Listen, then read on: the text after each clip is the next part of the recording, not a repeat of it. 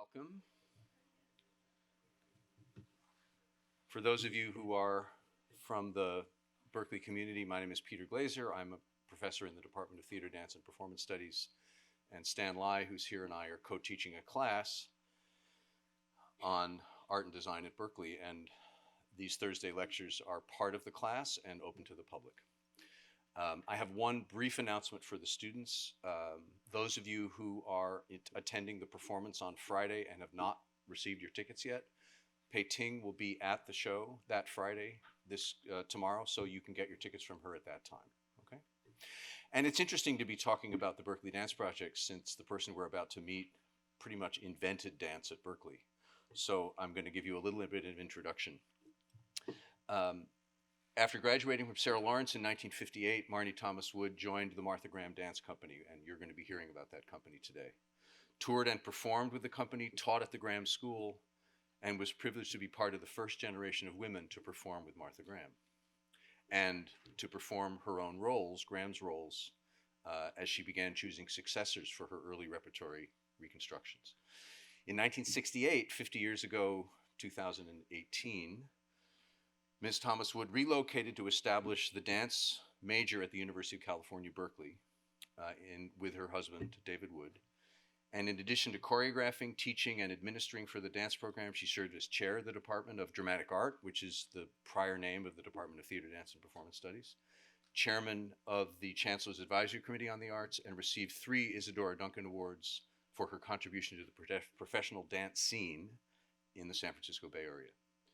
Throughout her California years, she sustained an ongoing relationship with the Graham organization, hence her talk today, and upon retirement from UC Berkeley, Ms. Thomas Wood returned to New York to serve as director of the Martha Graham School of Contemporary Dance from 2003 to 2006, and currently serves as a consultant and rehearsal coach for the Graham Company and is a faculty member of the Martha Graham School. And I just want to say that as a faculty member who joined this department in 2001, it is so wonderful to have Marni back at Berkeley after these years, having founded our dance program, and is here to celebrate the 50th anniversary of dance at UC Berkeley. So please welcome Marni Thomas Wood. Hi, I'm wearing, can you hear me? No. It moved a little bit. Is that any better? Hot spit. Okay, who is Martha Graham? She was really a rebel. And at the time when she began her work, which was the early 20th century, she was called an upstart for all the radical kinds of movement inventions that she brought to the field itself. Martha was a determined, very searching, and extremely dedicated artist, developing herself by trying new things. She saw the dance scene as being too pretty, as being entertaining, and it didn't speak to real issues that humans experience. And like many other contemporary artists in other fields, writing, music, painting, the rebellion against just being an entertainment or just being pretty didn't appeal.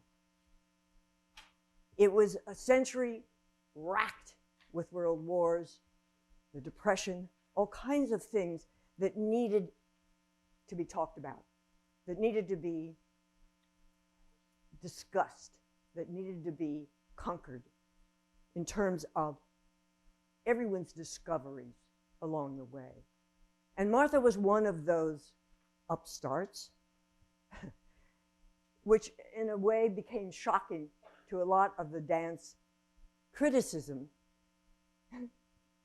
The word that came out, and one of the better reviews that she got, said, Miss Martha Graham gave birth to a cube last night. And she was associated with something so far into the modern world that dance didn't conceive of her as belonging to them anymore. And she was like, fine, I'm moving on along the way.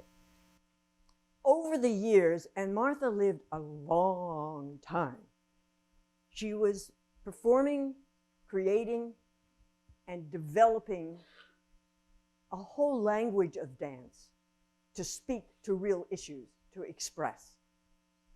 And she was performing on her own and building this from about the mid-1920s till her death in 1991. And along the way, Martha didn't just do one thing. She would be involved at a moment for trying to reconstruct an idea about the Depression. And that would pass. And she would move on to something else, and move on to something else, and move on to something else. One of the reasons her work continued was that she really did respond to the different moments of the whole century as it passed through. And it was passing through fast, with greater technology, and with a greater demand for human expression along the way. I've brought for you a few examples of her work, which we will look at. And I'd like to explain some of the different ways that she met each moment as it came along. We're starting out with looking at Martha as the heretic. And basically, she was a heretic not only within the whole society, but within the world of dance. And you will see in this very small clip of the dance she created in 1929, you will see her reaction to the rest of the dance community, which is rather unattractive. You would not really imagine they conquer her in the end, but you're like, for what reason would you want that to be your community? Martha's body, her walk, which is not the pretty ballet walk, is a stagger because she's up against something. The community that she is battling to be a part of is extremely held together in a most boring way. Her body shapes as you would if you were screaming, shouting, crying. Their bodies never change, as if they've been wearing corsets for 200 years. So her advantage in trying new things was to try to say something slightly different than what was going on in the dance world at the time. So I'd like to show you the very last little bit of a dance called Heretic, all right? And of course, Martha is the heretic. And you will see, watch for the walks. Watch for the way the body is stiff or the way the body is not stiff. And see what the contrast creates in terms of confrontation, in terms of, in that case, a new approach to showing what happens. Again, the other thing is that Martha falls on the floor, which in ballet you didn't do unless you were being a beautiful swan. Okay, and Martha goes plop. But that was part of what she brought to the dance scene in the 1920s. Could we have the first segment?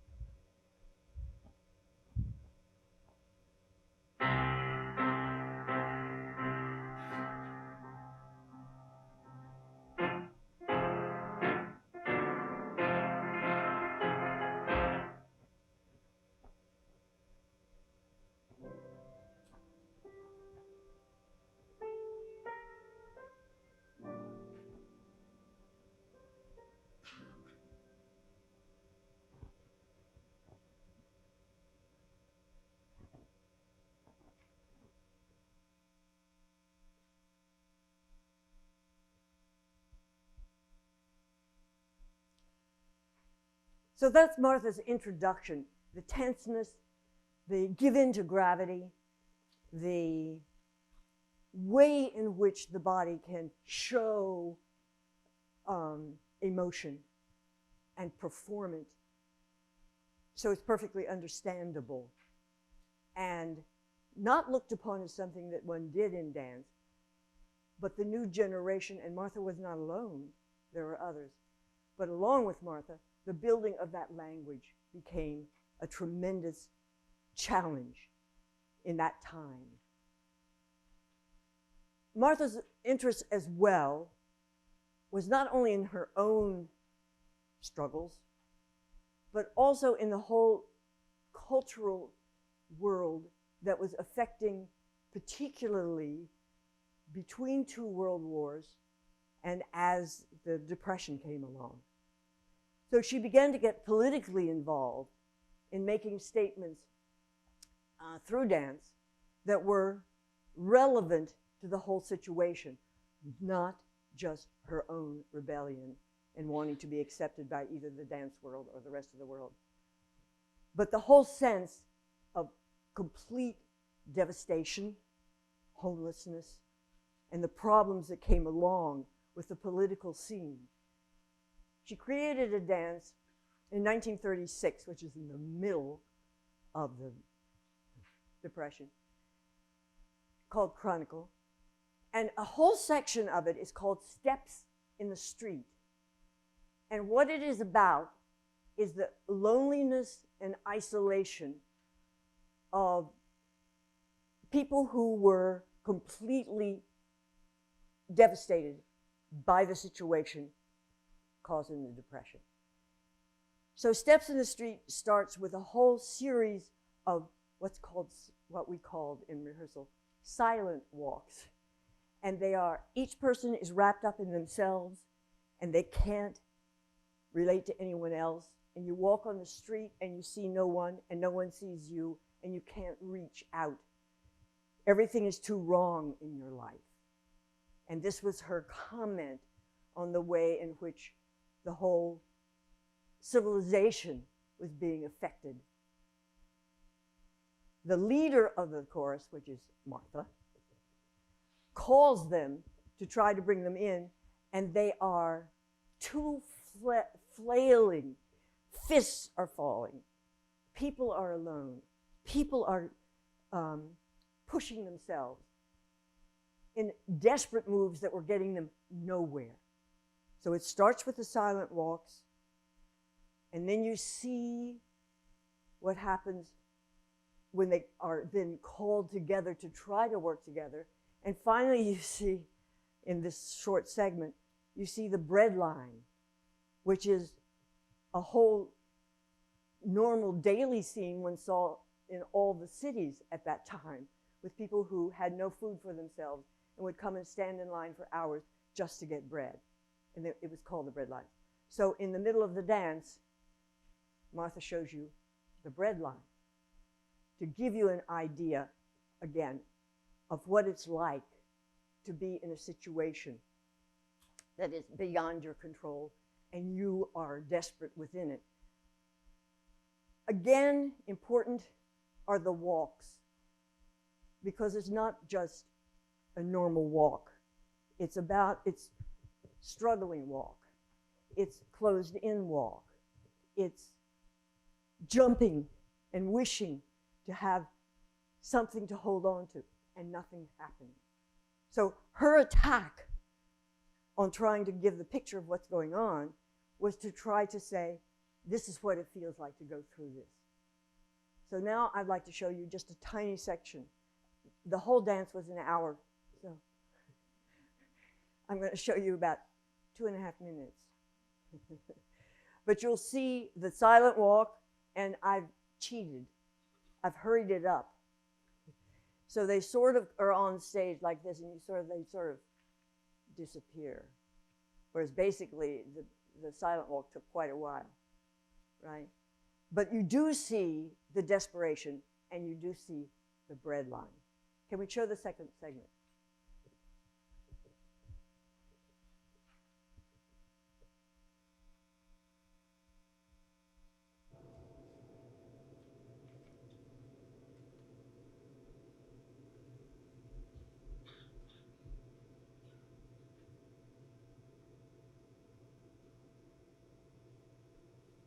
The only rhythm is the rhythm of the scrape of the foot on the stage. And they pick up the rhythm from each other, but there's no other contact with anyone.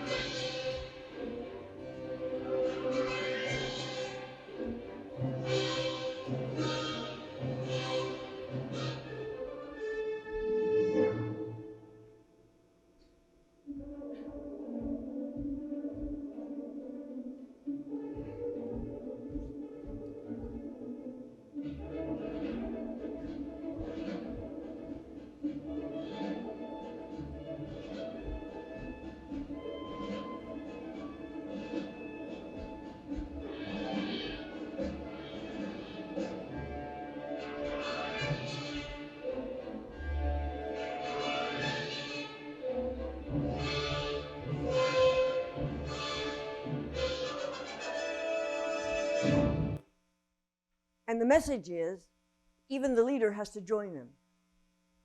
She's not strong enough to keep them from the bread walk. So in the end, she ends up on the bread walk herself, which again was one of Martha's messages to the devastation of the times. As she worked further and longer, she went into other issues and areas of discovery. Being a woman, she chose to take certain images of women, either in history or important, whatever, and create portraits about them using the resources of the moment she was in at the time. She took Joan of Arc, Judith from the Bible. She took all kinds of Greek characters, women in particular. And I'd like to show you and tell you about some of the positive things, because there's a lot of Martha that was very into what was wrong.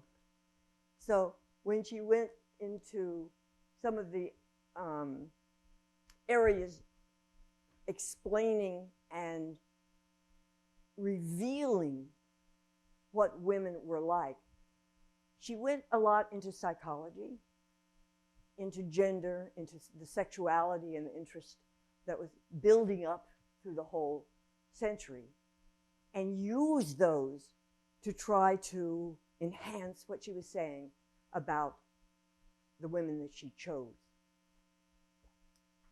Martha's sense of female, she was not a feminist. She was a capital F, capital E, capital M, capital A, capital L, capital E, whose real appetite for living strong made her a target, made her adored, made her disliked, you name it. But she was out there, and she was out there with talking about herself in terms of the other people she was drawing you a picture of. One of the things that became important to her was to see how the effect of a new picture of someone would get an audience more interested in that personality along the way. And that was true when she did Joan of Arc. And she divided Joan up into several different women. Joan the maid, Joan the warrior, Joan the martyr, Joan who went to heaven. And there were 4 different women dancing the part. All of those were ideas that came to her rather than having a single figure. So she went at reinventing the portrait of Joan of Arc. She did a little bit of that in a different sense with the way in which she represented Emily Dickinson.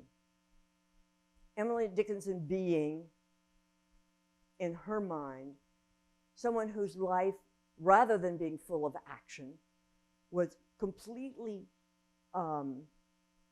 contained as a New England spinster with an imagination of what might happen in life, but without participating in much of it herself. So that the discovery of her poetry after she died, and you see the wealth and depth of it, was extremely surprising and exciting for then publication. But she didn't live that life. She only thought about it. And Martha then created a work in which, during the dancing of it, some of the lines of Emily Dickinson's poetry were spoken. I'm nobody, who are you? Are you nobody too? Then there's a paragraph. Don't tell. They banish us, you know. And then there would be a whole segment unfolding. The section I want to show you of this particular dance is, it's really old. And it's with Martha and her main lover in her life, Eric Hawkins. And it is Emily's imagination of her lover, who never really existed. It only did in her poetry and in her mind. And she lived a whole life without ever having a lover. But Martha's reinvention took hold of the idea of it and developed it in terms of bringing a contemporary idea to the Emily Dickinson. I didn't live very much. I'm nobody. Here, Emily Dickinson becomes somebody, and she's somebody's lover, which I'm sure Emily Dickinson thought about a lot, since it didn't happen in real life. So can we show the letter to the world? Sorry, I'm still talking. I'll go away in a minute. And Emily Dickinson, if you do or do not know her poetry in any way, Martha named the dance after one of the poems. This was my letter to the world that never wrote to me. So here is Martha with the imaginary love, and who never existed in real life, in an imaginary duet between them.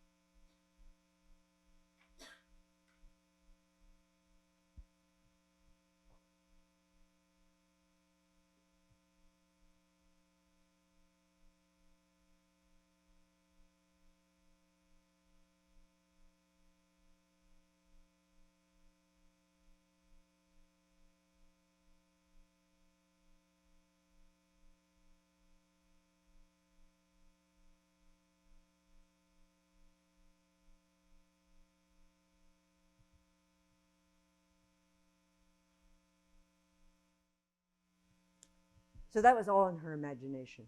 That was actually Martha's real lover. It was not Emily Dickinson. The way in which Martha moved from one kind of representation, one exploration into the next, was to really dig into a new territory. And when World War II came along, Martha's reaction to war up until then had been plenty of fists, jumping around, demands, things not working, the bad part of the war. She chose to go a completely different direction when World War II came along. Probably one of the real advantages of Martha's artistic relationship to the working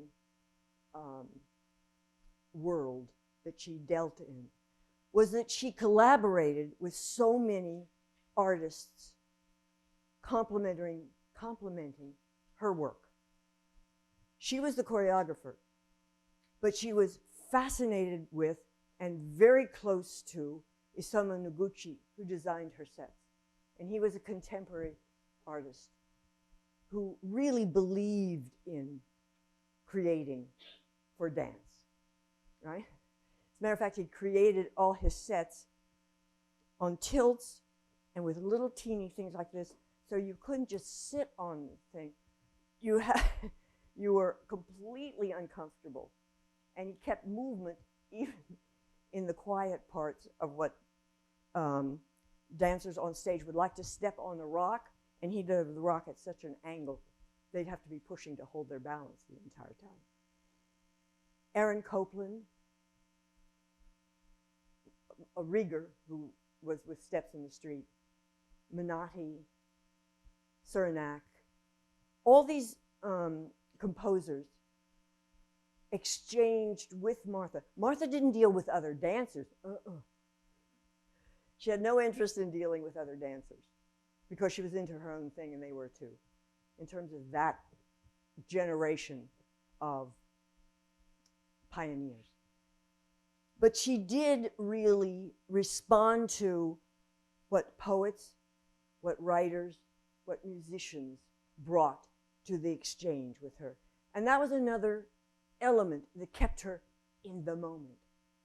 She moved forward to a new thing, but always it was with a new composer, with a new designer, whatever.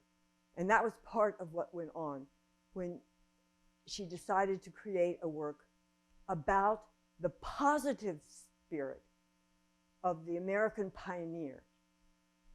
And she wanted to make a storyline, and it was very complicated, and there's a wonderful correspondence between Martha and Aaron Copland, the composer of the music. And she would say, well, I think I'll have, and the letter would come back from Aaron saying, Martha, don't you think that's too much? Shouldn't you just, In any case, what the dance ended up being was the wedding day of two American pioneers getting ready to move off into the unknown with the most positive idea of this is the kind of spirit that builds what we want. And this was done in 1946, just at the very end of World War II. So instead of all this that she'd been doing earlier, she chose a new path and went after a whole new approach to showing what would go on in terms of a war. She didn't show the war. She showed what takes care of taking you further than the war. Interestingly enough, Copland was actually a very good friend of Martha's, and he protected her from other composers who were like, I made her a duet, and I made her a trio, and she didn't do a duet to that music. And Copland said, leave her alone. She takes the music and she does whatever she wants to with it, just like she let you do whatever you want to with the music. Leave her alone. So Aaron was actually a very close friend. He wrote the score for this particular dance based on a shaker hymn. Does anybody not know what the Shakers were? The Shakers were an American cult, mostly in New England, Pennsylvania, and they shook off sin, right? You didn't just do things like that. They really, they would start a meeting, and then they'd start to go. And then, of course, along with, and they get carried away, right? They had beautiful psalms, songs. They had beautiful handwork. They made beautiful furniture. You may have heard of shaker tables, shaker this and that and the other thing. They also they believed in no sex whatsoever.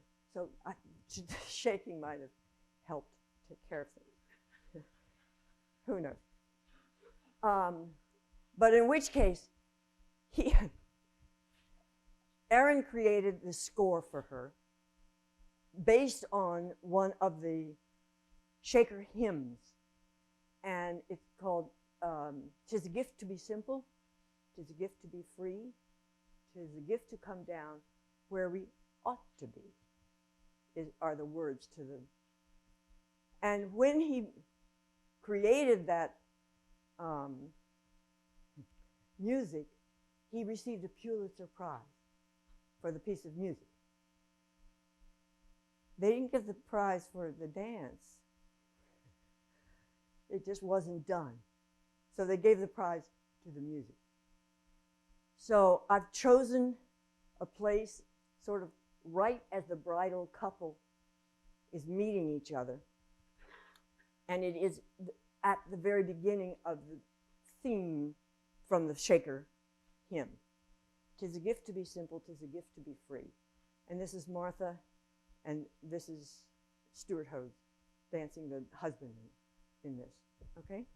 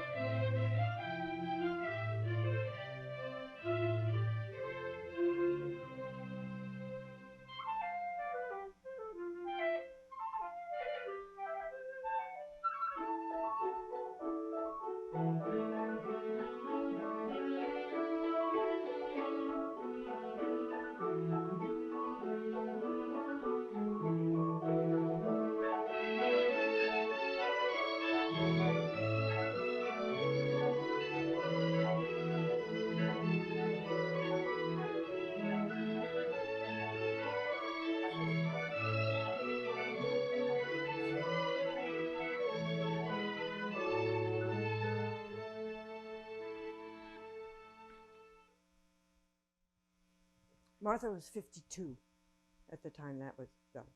But you can see the very different way in which they are walking. There's a lot more folk involvement. There's a lot more simplicity. There's ease. There's even opposed to the Emily Dickinson, where she's sort of being floated around by her lover. Martha's equal to what her lover is doing and returning his gestures right back.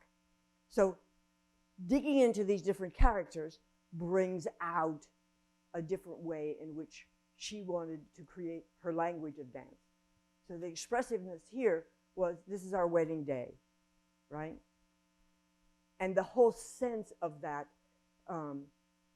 comfort of being able to move without it being a pointed toe, with it just being a skip along the floor, a forward and a back, and in recognition of the partner you're reaching your hand out to each time.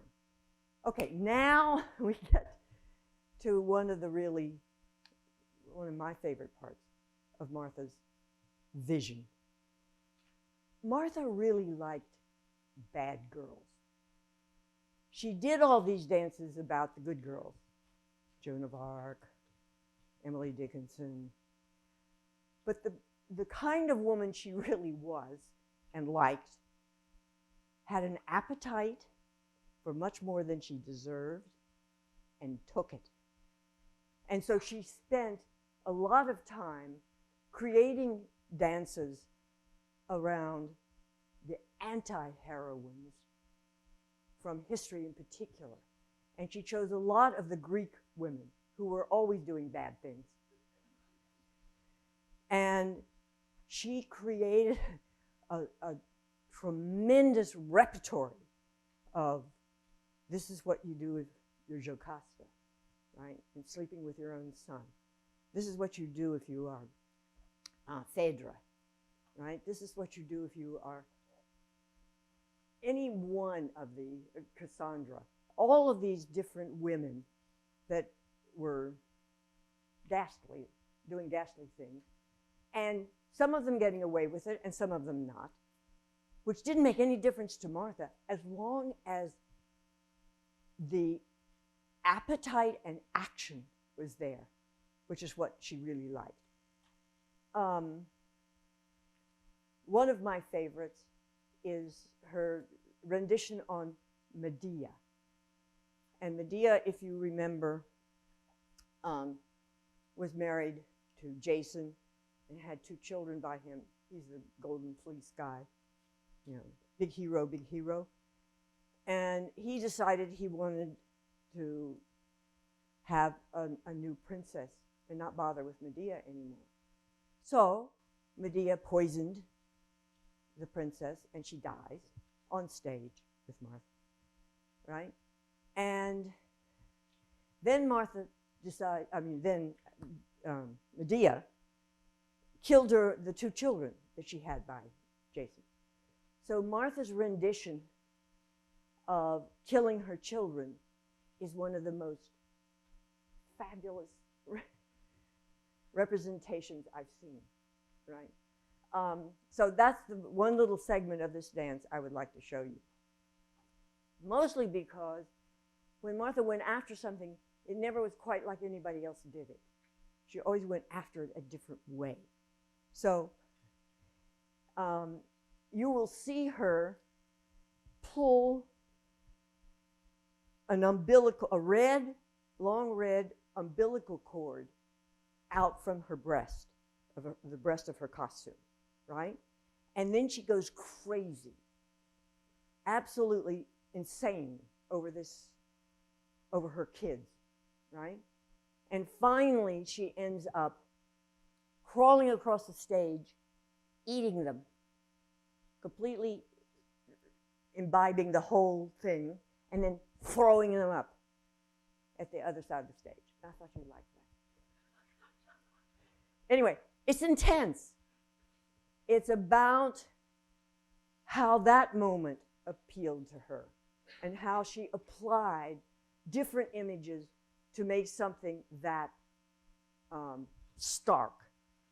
It's not the heretic. She's not begging anything. She's killing it. She's doing it. And Martha loved that in a woman.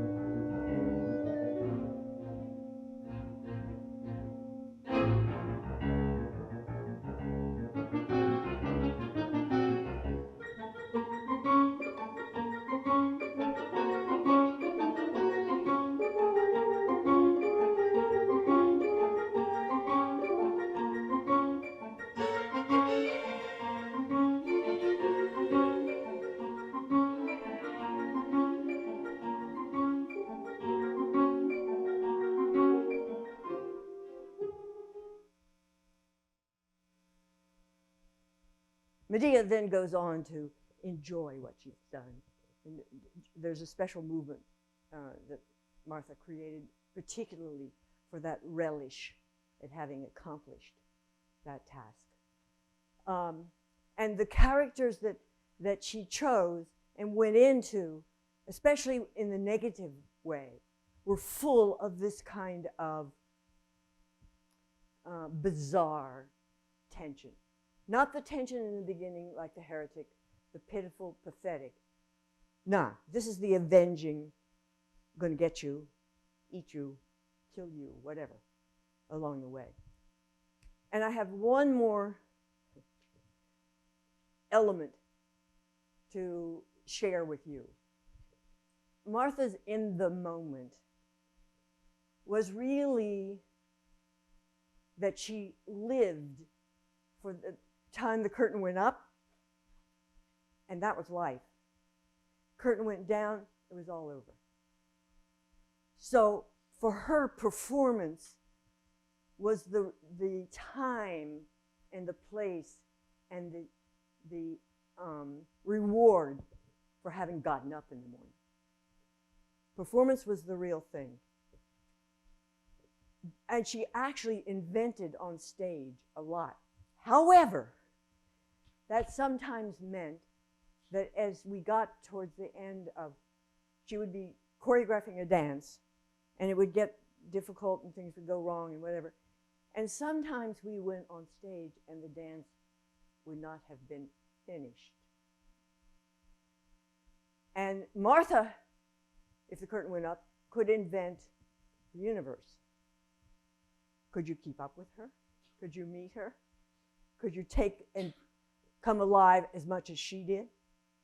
Well, there's one incident that I would like to explain to you that with one particular dance, mostly because it involved the partnership with my husband, David, for when we came here together to start this. Martha,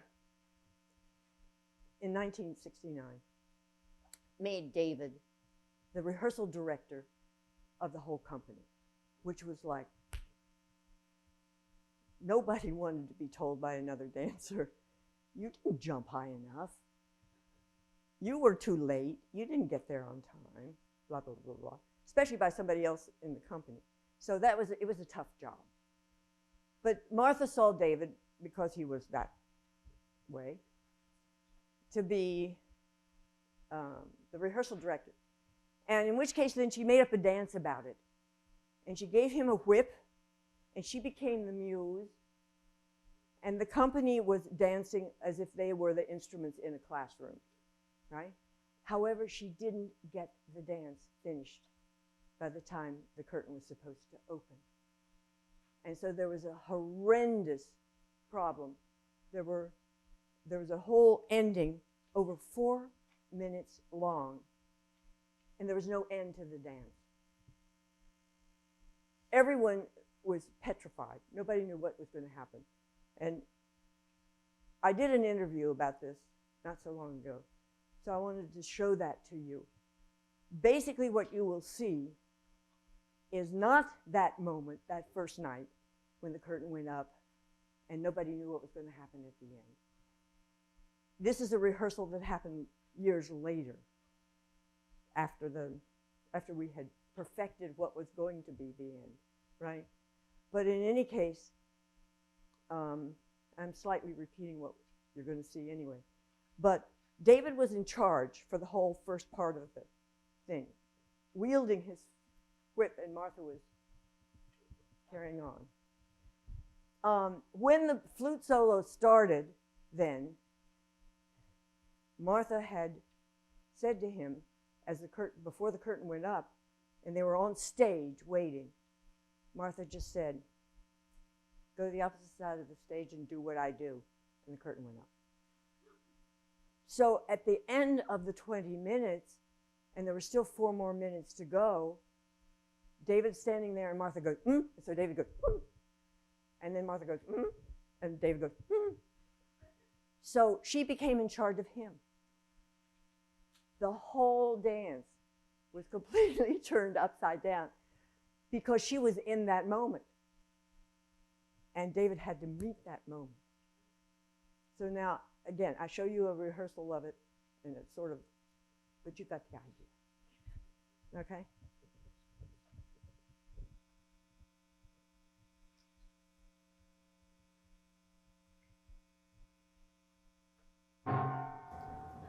In 1960, Martha decided that David, with his macho, carrying on attitude, would be an excellent rehearsal director. He agreed, and Martha announced it to the company that night, and it was a little unhappy, being that David was now going to be in charge of telling them whether they were up in the air long enough or down on the floor strong enough.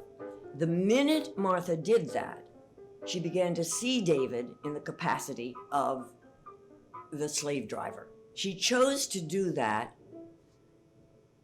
as she was also doing Alcestis, which was savagely, destructively, rigorously negative. Therefore, she decided to turn the idea of the rehearsal director into something that was, in her mind, a comedy. And Martha was always actually afraid as she would create a comedy, even though her sense of humor was very strong. It was not something she did often on stage. But she cast herself as the muse, David as the slave driver, the rest of the company as those running through their paces. Alcestis wasn't going well, so it became more and more her concern, and acrobats became less and less. The last 4 minutes of the flute solo at the end of Acrobats was not completed. David turned to Martha and said, "We have to do something about this." And she said, "Leave me alone." The stage manager said, "We can't keep the crew overtime. Go home." Everybody went home, and the dance was not completed. Next morning, David tried to contact Martha. She wouldn't speak to him. Finally, at the theater that night, he went to her dressing room, and he said, "Martha, what's going to happen?" And she screamed at him, "Get out of here." So he gathered himself on stage. She's facing the audience, and David is behind her. Without looking back at him or without acknowledging him, she said, "When the flute solo gets to that moment, go to the opposite side of the stage and do exactly what I do." And the curtain went up. When it was filmed, which was in 1965, 4 years later, there was not the pause with Martha leading. It was that the two of them stepped, turned to each other, stepped again, turned to each other. So the film shows it as a simultaneous agreement between the two. But the opening night had all the tension that Martha really loved on stage. So that's Martha in many moments. Moments of being a heretic, moments in the Depression. Emily Dickinson's imagination, not the reality, right? Appalachian Spring, the real thing, right? Moving through to all the bad girls, and finally to Martha in performance. Those were all ways in which she stayed in the moment. And for years and years and years and years and years and years, there were so many changes in what was going on in terms of dancers, in terms of dancing opportunities. But this is something that I think helped Martha last so long, because she didn't do just one thing. She kept changing. And as the bodies changed, when the bodies she had in the 1930s, they were called the thunder thighs. And they were. And by the time she stopped dancing in 1968, when David and I came here, the athleticism and the legs that flew over the head and the skinny bodies, it was a completely different world to work with in terms of the people. So that was a great deal. It was a positive part of the way in which she liked to renew along the way. So in any case, that's my sort of offering of how Martha Graham stayed in the moment. Questions?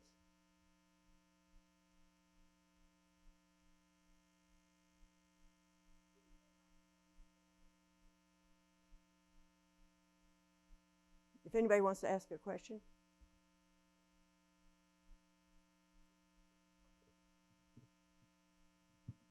Just to get things started, thanks so much, Marni. So because you've been a rehearsal director, because you and David knew her work so much, because you danced with her, you know her work extremely well. Did you, one of the things you're arguing is that she kept rising to the occasion. When the war happened, she Yes. created dance about the war, and when the bodies changed, she adapted to those bodies. And when she, wanted to do something more positive about America, she worked with Copeland and created Appalachian Spring.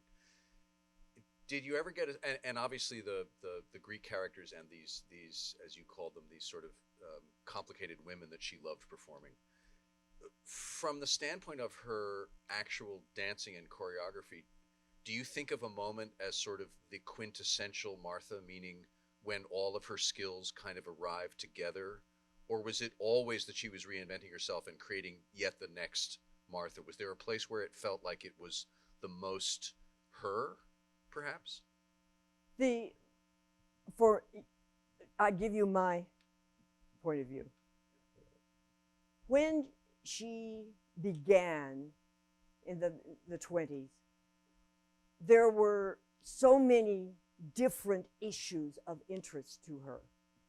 As she developed more and more, the world of her own relationship to dance, to the major lover of her life, to the musicians who were collaborating, the richest part of all of that came in the 40s and the 50s, right? And that group of dancers were with her when the United States government started touring her. And she was going all over the world with a group of dancers and a point of view about moving that literally caught on, and it became the richest moment for her, because it was when she was in the capacity of her best movement ability. It was before she was 60. And so from the age of about 45 to 60, and again, all of her dancers were with her, most of us 10, 15, 20 years.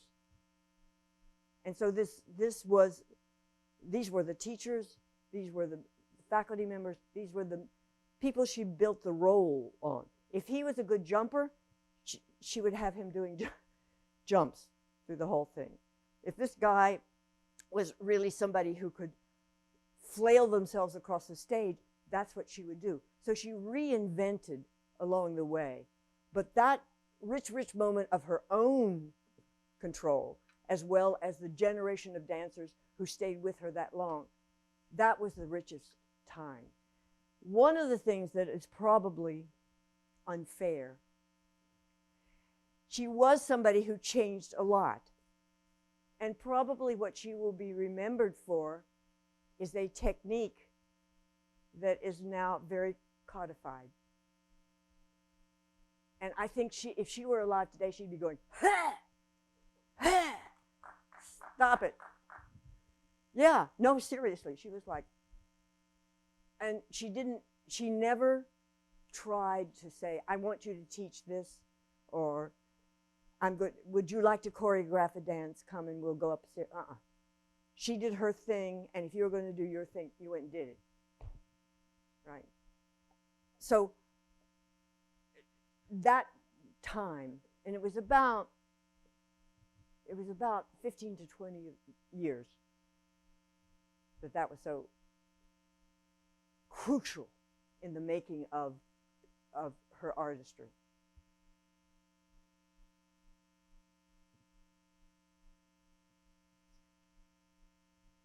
Anyway, well, thank you for coming. Oh, sorry. Do you think that because her point of view almost stood above the work, that it was so personally, changed so much, that when it passed the period of the Graham Girls, the original company, that it lost a certain momentum, and that's what accounts for the difficulty in succession of leadership in the company that took place later. Right. There were, again, along the way, there were this first group of all women, and mostly because dance back in the 1920s, so forth, happened in gymnasiums in colleges twice a week, in little things like this, with a little, and again, their legs were like,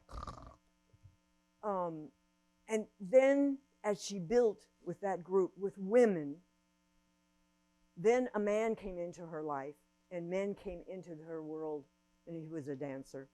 And so then that was a big shift and change, and that opened up a whole nother world of repertory and ideas, so on and so forth.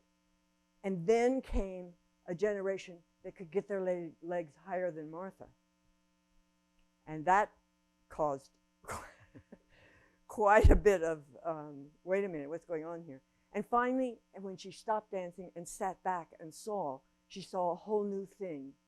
So all of these phases affected what happened in the build of her repertory. Now what becomes more difficult is for current dancers to feel satisfied in some of the drama that was very, very, very prevalent in the 20th century. And now there's not, sort of like, we don't go to that extreme of, And so there are these, time makes a huge difference, particularly in dance. Because the bodies change, the minds change, the communication changes. So it's quite right that there are effects that come from that. And these different moments in her life unfolding in different ways. There's a question. Graham's work involved the creation of new movement language. Yes. I'm curious about what was her process for passing on that language to new dancers. Was it, do this? Or was it, you are bound? Or was it, a deep talk about what it was like to be in a bread line. How did that get passed along? It was different according to whatever. There is a not so marvelous, but I like it, film done of the company in 1975 showing the technique. And this is 15 years after Martha stopped dancing. No, she finished in 68, so it's not that long. It's what, 6, 7, 8 years later. And they are doing the technique, and Martha's doing a voiceover because she's not dancing anymore. And they're going, and Martha is not counting 1, 2, 3, 4. She's not saying up, down, up, down. She's saying, this is an ecstasy moment in the feel for discovering the animal in yourself. I mean, and if you're going, huh? But her way, she didn't, as a matter of fact, her first lover was her pianist. And Martha would not say 1, 2, 3, 1, 2, 3. She'd go hum, ba-dum, bum, bum, bum, bum. And Louis would say, Martha, that's 1, 3, 4, 6, 7, 8. And she'd go,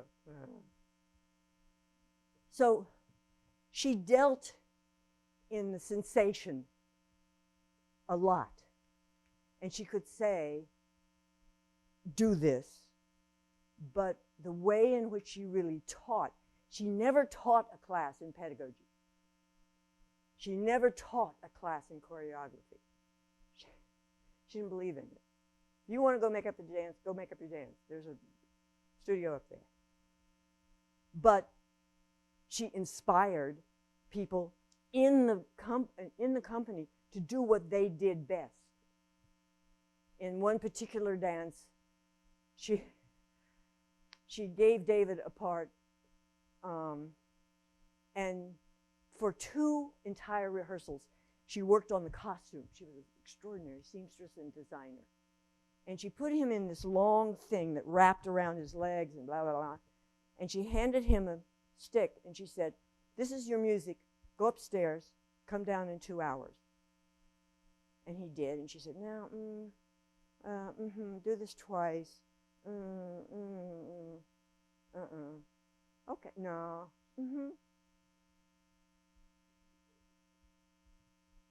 But he had been dancing with her for over 15 years. So she didn't do that with beginners, and people just knew in the company. But she liked to take the individuals and really try to bring out different things in them. Paul Taylor was someone in the company for a while, and Paul was an imp. Paul was really, and in the dance that he performed, he was supposed to be her lover. And she comes in with his purple veil, and she's dancing around, and throws it at Paul, and Paul is supposed to find where the comb has been sewn into it. So when she comes by, she'll stick it in her bun and go running off. Well, he couldn't, how do you find the comb? So he took the piece of material and put it in his mouth and started going like this. And he pulled the whole thing through. He found, and the stage manager came back and said, you're upstaging Martha. Stop that. You can't do that. So her involvement with how much she told somebody and how much she let them do what they wanted to do, or particularly in terms of also of taking on a role,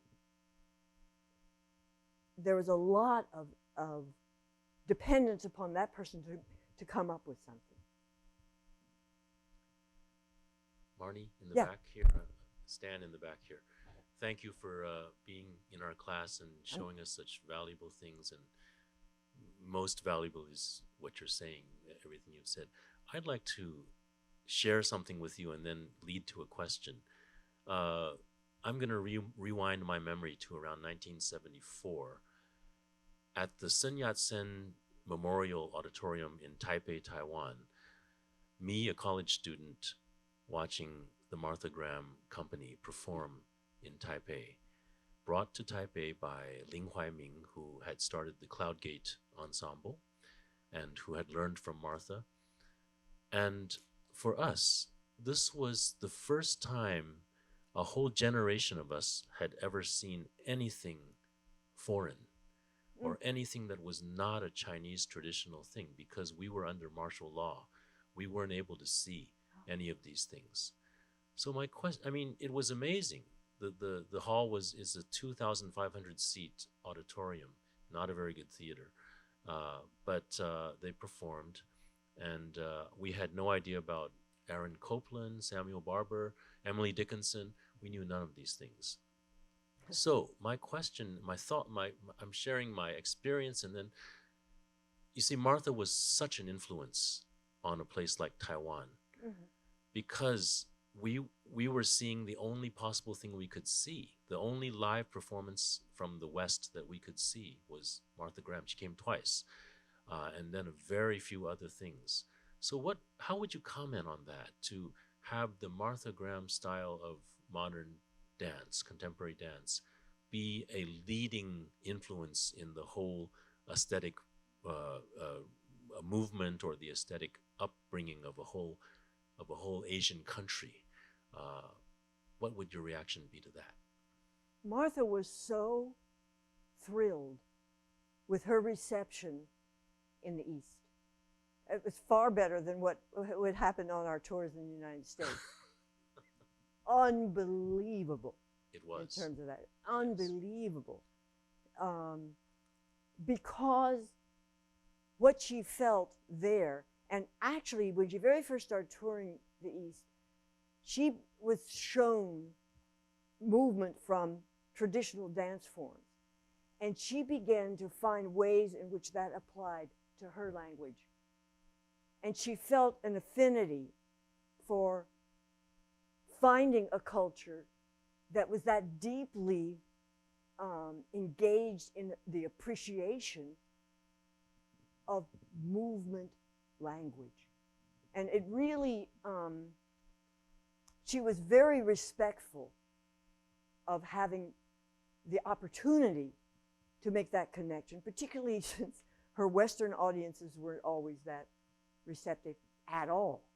I mean, when we danced in Iowa, the review came out and they pointed their heels instead of their toes. Gee, thanks. I mean, you know, you've done 2.5 hours of this, and that was the remark.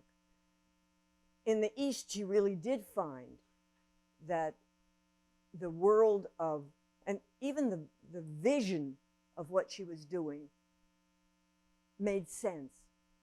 And she really felt an affinity for that, and felt like she had found a kindred engagement in how deeply movement affects living.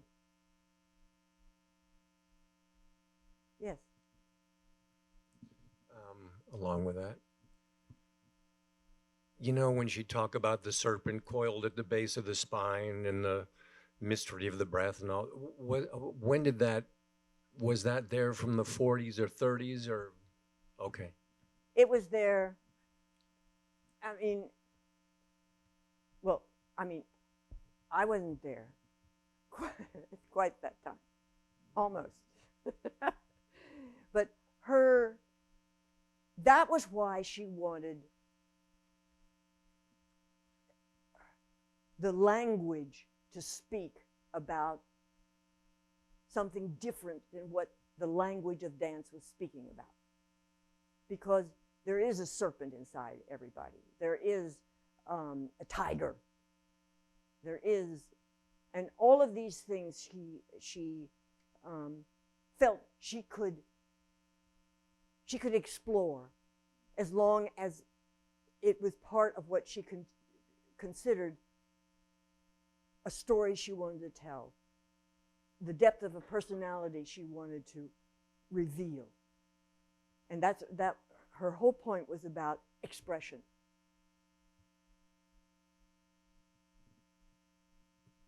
Hi, thank you so much for your presentation. I'm right here. There. Yeah, Okay, hi. wake up, Marni. I was so honored to be part of this amazing movement of women's recognition and rights in the 40s, 50s, 60s, etc. Dorothy Day and in social justice, and Betty Friedan, Gloria Steinem, Shirley Chisholm, Bella Abzug, etc. Do you have a sense that Martha Graham is recognized as being a person who really advanced the sense of women's strength and power, or do you feel that because it's in the dance and not in politics that her recognition is just not as strong? I think her identity with the art form far outweighs what she actually contributed. I mean, she represented a woman, and she created characters out of the women and stories about them. But she went through a political period rather early on. And again, it was between the two world wars. And it was very much contained and changed the minute her life started to change. And as she explored new things. So there was a while in which she was actually doing a whole thing about the Spanish-American War, or so and so and so. And then that passed, and she moved on. So because she didn't stay with the political point of view for that much of her life, she really, I don't think, goes in with the sort of feminist world that built up and has gotten stronger and stronger and stronger along the way. Okay.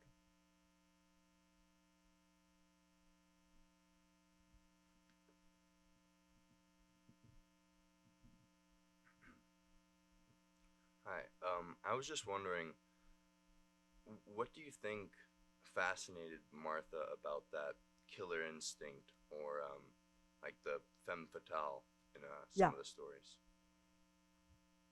She basically believed that men get away with it and women can't. And as far as she was concerned, it wasn't that she wanted to do away with that. If men can get away with it, women can too.